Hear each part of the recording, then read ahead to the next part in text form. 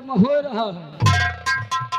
अगर एकर रात दरबार में तो दिन के छुट्टी मिल जाए तो जौन स्कूल में खून खराबा भा है या कुछ हो तो ना, यह सब सार यह करवा रहा है। अब जा रहा है राजकुमार को जेल से छुड़ाने। जेल से छुड़ाने के बाद महाराज का खून करवाएगा। बताओ, बेटवा के हाथे बाप का खून करवावे जा रहे। एक सारे के नजर में गंगापुर राज के खजाना नजर आ रहा है। एक गंगापुर राज नजर आ रहा और कुछ नहीं नजर आ रहा।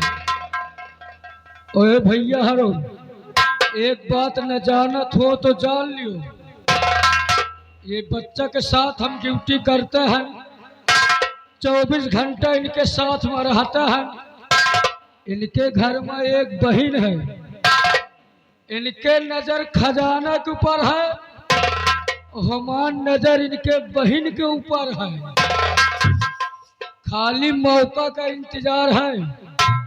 जैसन मौका पावा नहीं कि रघुवत राघव राजा राम जैसा मौका वैसा का।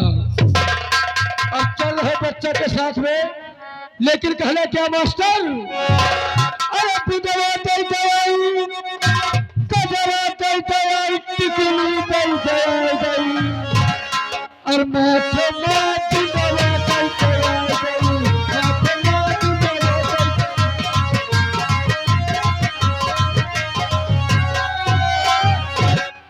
और बाला पहने झाला पहने और बाला पहने झाला पहने अरे चोटी लटकाए लिए पाछे मात जला दल गया गई मात जला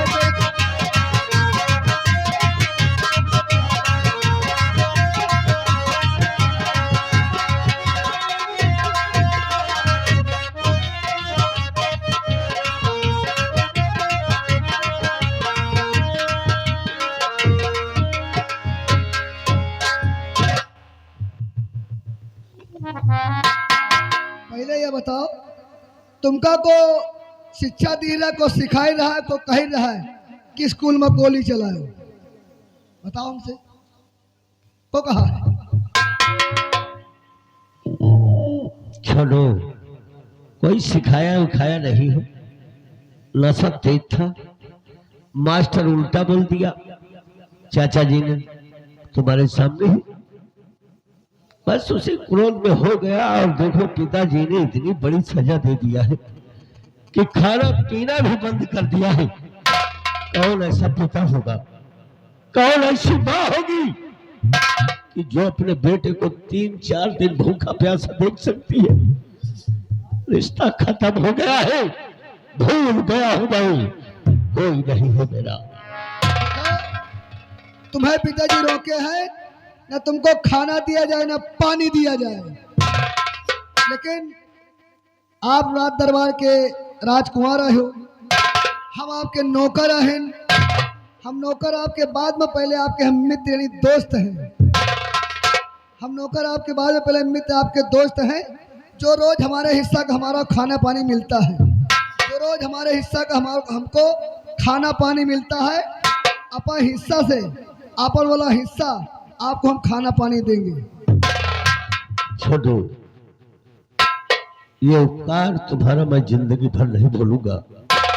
जब कभी वक्त आएगा तो इस उपकार को मैं तुम्हारे साथ जरूर बर्ताव करूंगा। अपना हिस्सा खाना पानी देवे, लेकिन यह बात आपके पिताजी यानी राजा साहब न जाने, नहीं हमका नौकरी से निकाल दें। नहीं नहीं, ऐसी कोई बात नहीं, कोई नहीं जानेगा, मैं किसी से नहीं बताऊंगा। ठीक, आप यहाँ पे रहिएगा, हम आपके लिए खाना और पानी ला रहे हैं, कहीं जाना मत। ठीक ठीक है।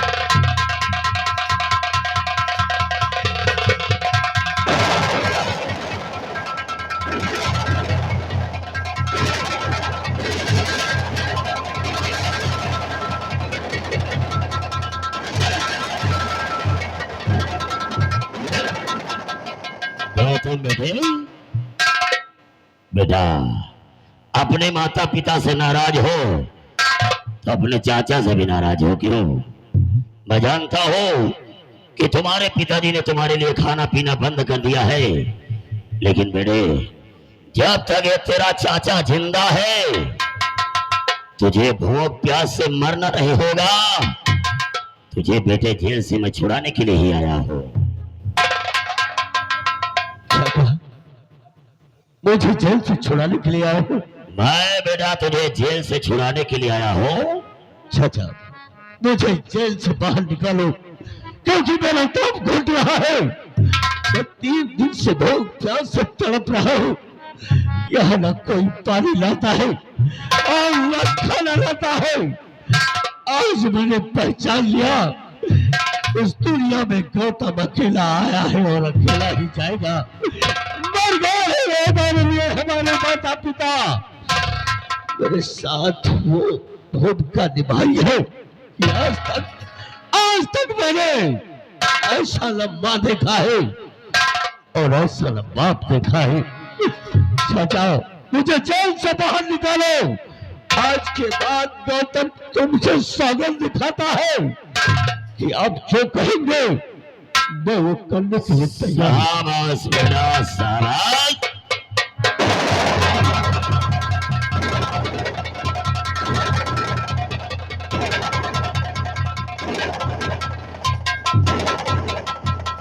लेकिन गौतम बेटा जेल से तो हमने तुझे छुड़ा दिया है, लेकिन तेरे ऊपर एक बहुत बड़ी मुसीबत आने वाली है। बहुत बड़ी समस्या आने वाली है तेरे ऊपर। मुसीबत? अभी मैं अपने कानों से सुन करके आ रहा हूँ। क्या है? तुझे फांसी होने वाली है बेटा। मुझे फांसी होने वाली है? मुझे बचा लो चाचा। तू मर जाएगा बेटा। फांसी के बचने को कोई उपाय बताओ चाचा। बेटे तेरे ऊपर वो कौन सी मुसीबत आने वाली है, अगर बताएंगे नहीं तो तुझे मालूम कैसे होगा? तो बात को मेरे ध्यान से तुम सुनो तो होने वाला है गजब, क्या करोगे तुम्हें और गर्म धूम मर जाएगी फांसी मिले तुमको।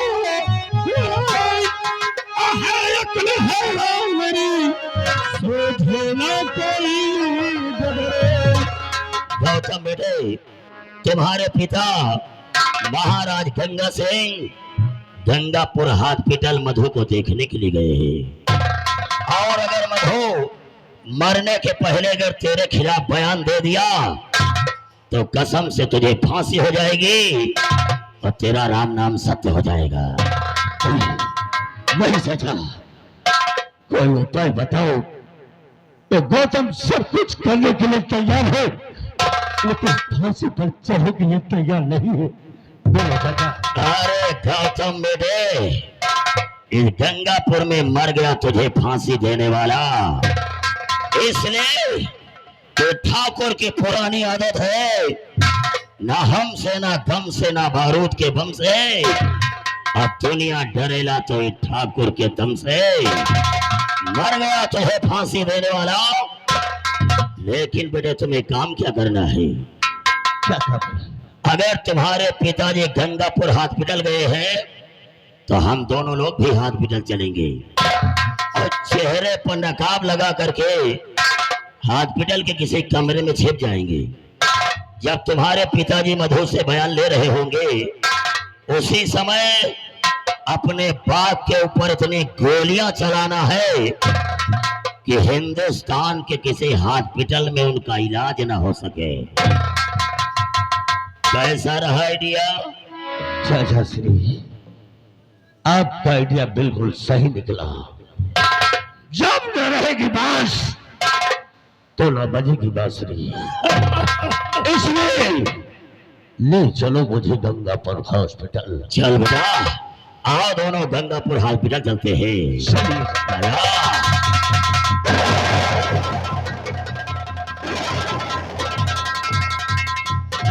गौतम, अभी तो तेरे हाथों से तेरे बाप का खून करवाने जा रहा हूँ, और अगर मुझे मौका मिला तो साले बड़वा तेरे सीने में इतनी गोलियां मारूंगा कि तुम्हारे जिस्म कितने चिथड़े हो जाएंगे कि चिता पर रखने लायक नहीं रहेंगे। ना डर है ना भय है, ना डर है ना भय है, कसम से ठाकुर निर्भय है।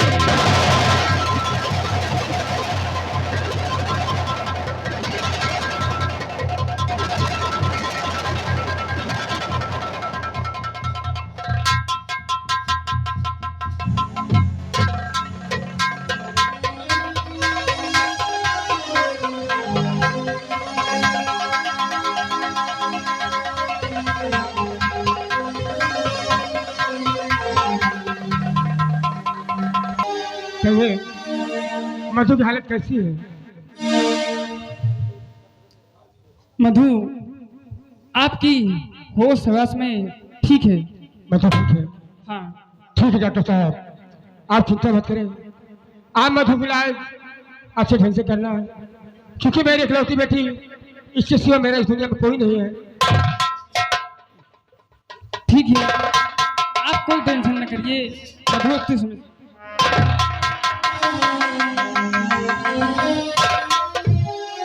डॉक्टर साहब, हाँ महाराज जी। अब मधु की क्या हालत है? महाराज जी, मधु इस समय होश हवास में है, ठीक है। इसे होश आ गया है? हाँ डॉक्टर साहब, अगर मधु को होश आ गया है तो मधु से मैं कुछ बात करना चाहता हूँ। ठीक है महाराज जी, कोई बात नहीं, बात कर सकते।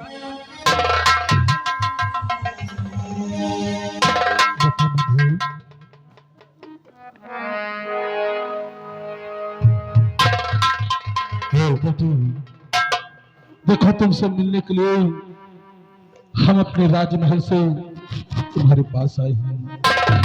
इसलिए बेटी, जो मैं पूछूं उसका सही सही जवाब देना। क्या पूछना चाहते हो राजन?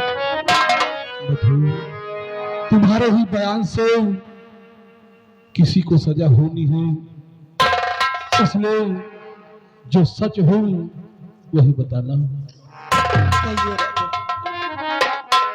तो प्यारी पे तू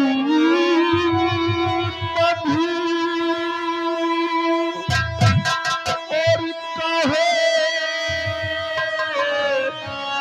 जिया का,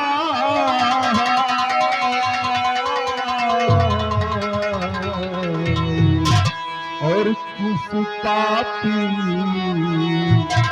और किस पापी शैतान ने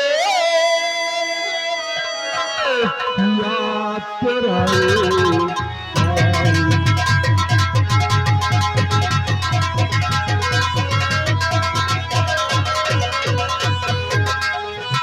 किस पापी, और किस पापी शैतान ने किया तेरा हाल।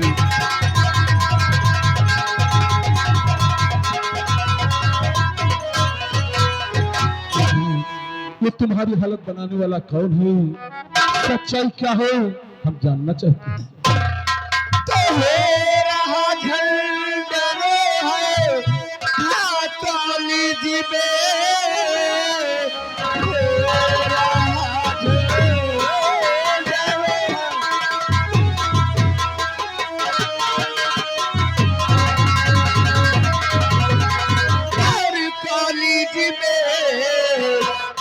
मधुरा पहुँचाओ गौतम कुमार, गुरु जी की वो बातें और बुरा मान कर गोली सीने पे गौतम चला ही दिया।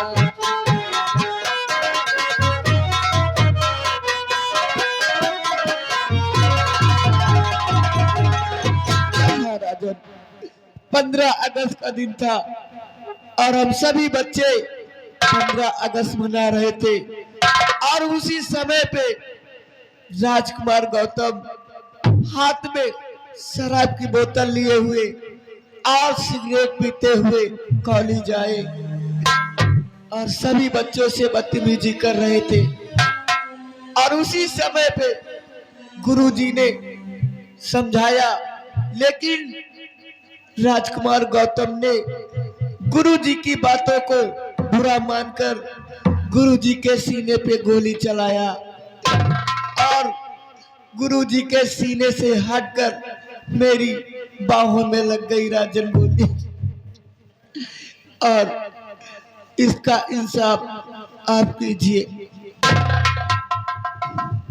समझ गया बेटी, गुनाह हमारे बेटे से ही हुआ है। बेटी तुम घबराओ नहीं, जिसने गुनाह किया है उसे सजा अवश्य मिलेगी। बेटी तुम घबराओ नहीं, हिम्मत से काम लो, तुम बहुत जल्द ठीक हो जाओगी। तो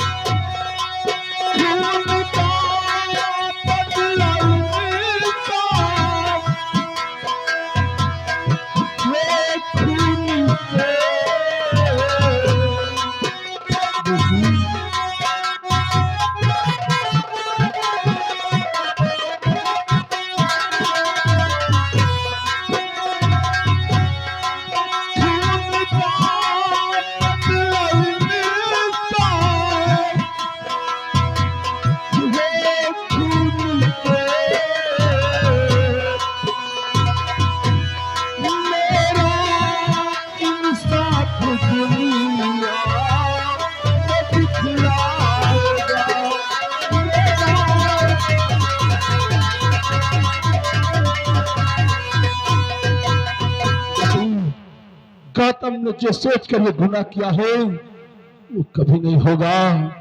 गौतम ने सोचा कि मैं